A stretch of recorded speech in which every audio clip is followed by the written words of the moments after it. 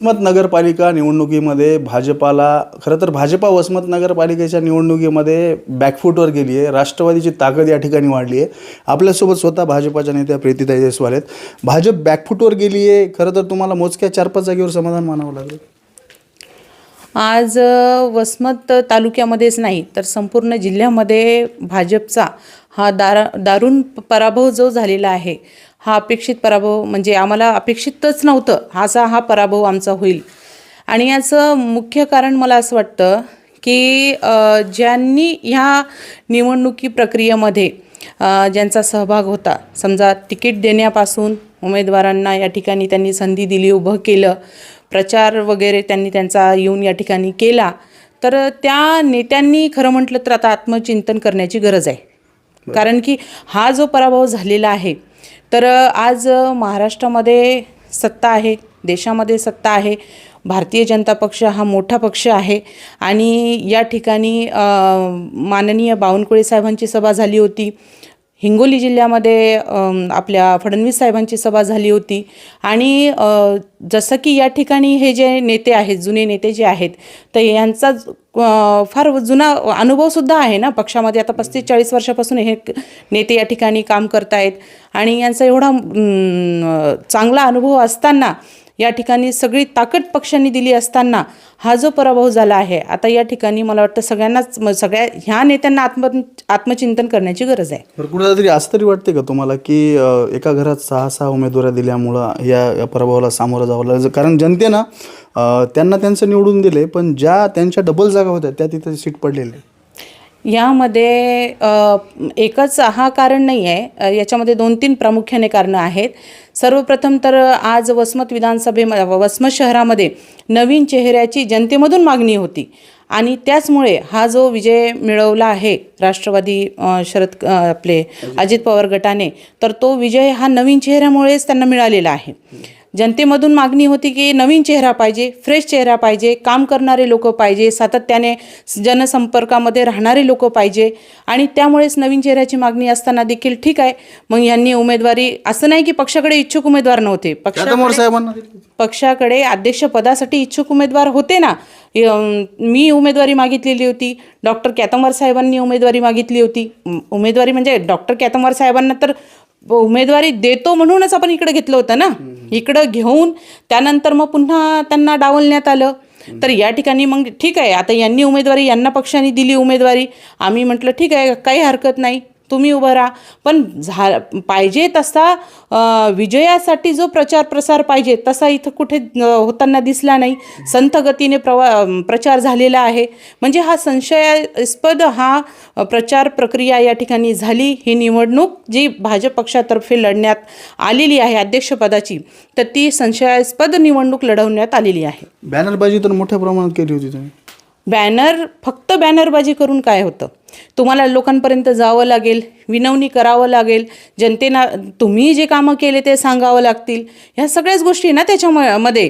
पुन्हा जे खालचं पॅनल आहे तुमचं, ते तुम्हाला घेऊन चालावं लागेल. आता या ठिकाणी झालं आहे काय की ह्यांनी एका म्हणजे घरामध्ये यांनी 6 उमेदवारी यांना मिळाली, त्या ठिकाणी त्यांनी त्याच ठराविक प्रभागाकडे लक्ष दिलं, त्याच ठिकाणी सगळी ताकद वापरली.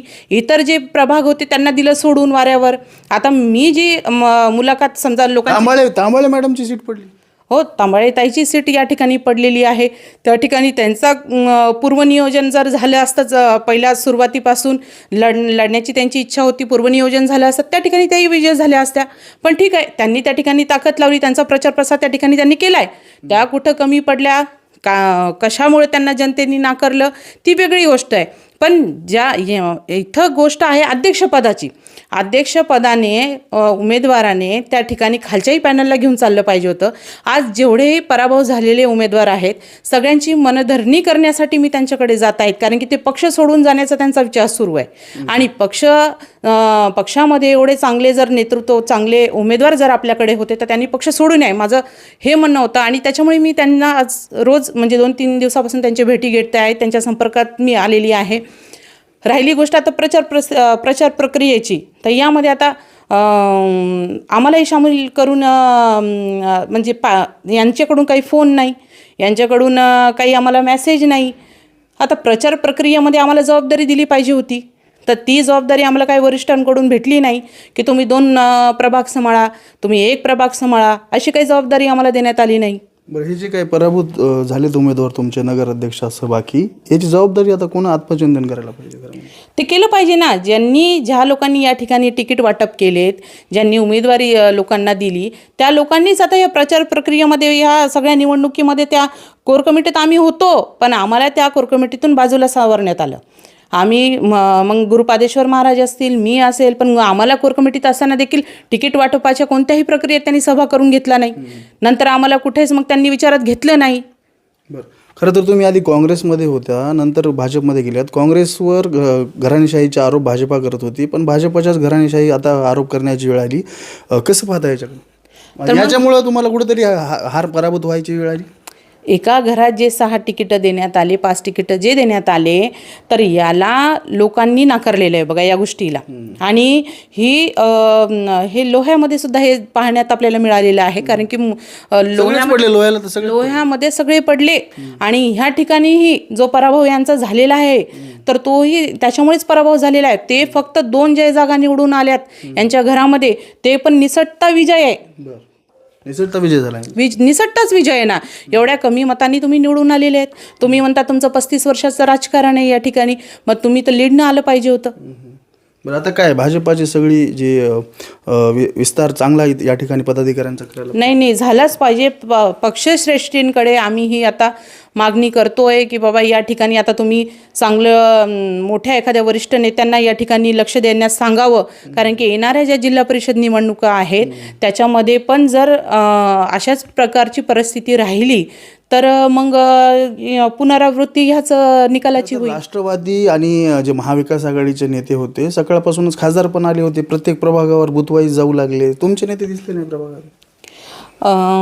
नेते मी तर बूथवर बऱ्याच ठिकाणी गेले होते मतदानाच्या दिवशी. त्या ठिकाणी आम्ही बऱ्याच ठिकाणी फिरलो, पण मी त्या ठिकाणी देखील विचारलं, पण उमेदवार त्या ठिकाणी त्यांचा काही म्हणजे येऊन व्हिजिट वगैरे काही नव्हती त्यांची. हे बघायला आम्हालाही मिळालेलं आहे. बावनकुळे साहेब बावनकुळे साहेब या ठिकाणी त्यांनी सभा दिली, सभेची यांनी मागणी केली होती, त्यांनी सभा दिली, ते आले, त्यांनी जनतेला मतदानाचीही मागणी केली त्यांच्या हिशोबाने. आता जनतेला इथल्या ज्या परिस्थिती आहे तर ती जनतेला माहीत होती आणि तेच घराणेशाही म्हटल्यावर जनतेने ते नाकारलेलं आहे.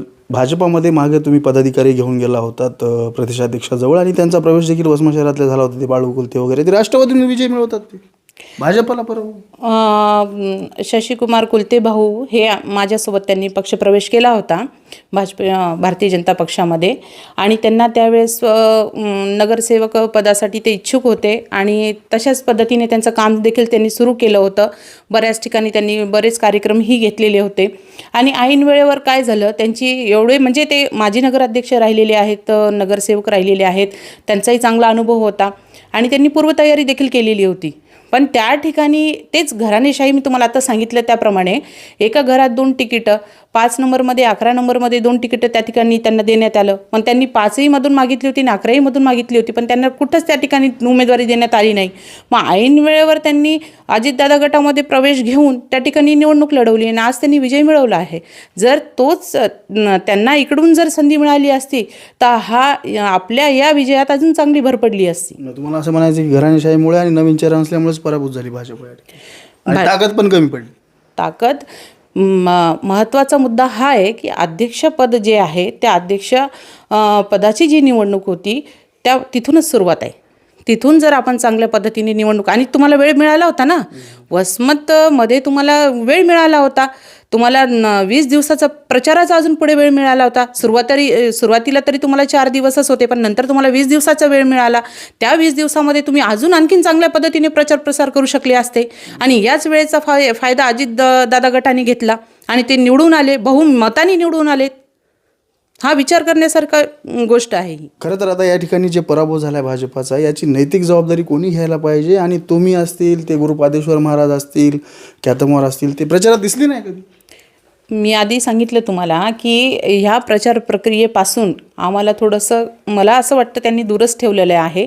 कारण की कुठेही तिकीट वाटपामध्ये नाही, कोणत्या सभेला आम्हाला निमंत्रण नाही, कुठं प्रचार प्रक्रियेमध्ये आम्हाला अशी जबाबदारी वाटून देण्यात आली नाही की बा 2 वार्ड तुम्ही सांभाळा, बापू तुम्ही सांभाळा, केतंबर साहेब तुम्ही सांभाळा, ताई तुम्ही सांभाळा. जर आमचीही ताकद मिळाली असती तर आज चित्र वेगळं राहिलं असतं. आता काय वाटतं यांनी राजीनामा दिला पाहिजे सगळ्यांनी? राजीनामा तर ह्या प्रक्रियेमध्ये जे संबंधित नेते होते ज्यांनी तिकीट वाटप केलेलं आहे आपल्या हिशोबाने, त्यांनी तर राजीनामा दिलाच पाहिजे. बरं, नैतिक जबाबदारी स्वीकारली पाहिजे त्यांनी. नैतिक जबाबदारी स्वीकारलीच पाहिजे. नैतिक जबाबदारी स्वीकारून आणि ह्या पराभवाचे जे शिल्पकार आहेत त्यांनी हा राजीनामा दिला. कोण आहे परवा शिल्पकार कोण? शिल्पकार हेच आहे जे प्रचार ज्यांनी या तिकीट वाटप केलं या ठिकाणी, उमेदवारी ज्यांनी या ठिकाणी दिली, त्यांनी या पराभवाचे शिल्पकार आहेत त्यांनी राजीनामा दिला पाहिजे. नक्कीच आपण पाहू शकतो की या प्रीती जयस्वाल भाजपाच्या नेत्या आहेत आणि घराणेशाहीमुळं आणि नवीन चेहरा नसल्यामुळं भाजपाचा या ठिकाणी पराभव झाला आहे अशी प्रतिक्रिया त्यांची येताना पाहायला मिळते. दिनेश कुलकर्णी, युवा क्रांती न्यूज, वसमत.